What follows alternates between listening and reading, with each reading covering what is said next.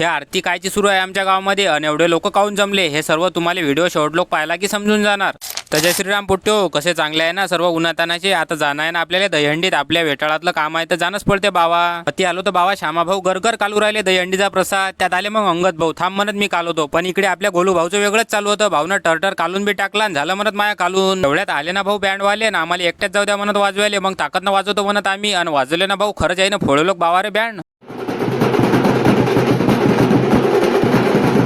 तेवढ्यात झाली ना मग आपली दहीहंडी तयार, आणि ही आपली दुसरी दहीहंडी बी आली तेवढ्यात। आणि हनुमानची मूर्ती कशी दिसू राहिली पोट्टो सांगा बरं तेवढं। मग झाले ना बाबा दोन्ही बँडवाले एका। त्यात ज्ञानभाऊ म्हणत की तुम्हाला नशील जमत तर बाबा मी वाजवतो, पण तेवढ्यात भिडले ना बाबा बँडवाले फुल ताकदनं वाजवायला फाटे लोक रे।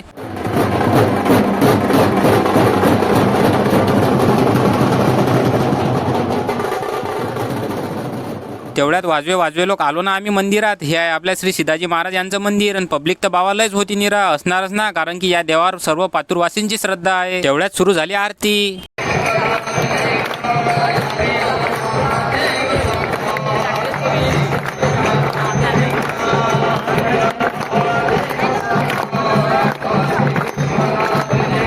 त्यानंतर आरती झाल्यानंतर आपल्या दहीहंडीतला महाप्रसाद सर्व लोकांना वाटून देणं होता, कारण की या प्रसादासाठी लोक दुरून दुरून येतात। त्याला मग सर्व प्रसाद वाटून आम्ही मग डायरेक्ट आलो रात्री तिथंच जेवणाचा महाप्रसादसाठी। या महाप्रसादाची चव वेगळीच असते राव, एक नंबर। घेतला मग प्रसाद आम्ही आणि जेवण करून निघालो डायरेक्ट घरी जासाठी। आणि फोटो तुम्ही अशाच नवीन व्हिडिओसाठी फॉलो करून घ्या।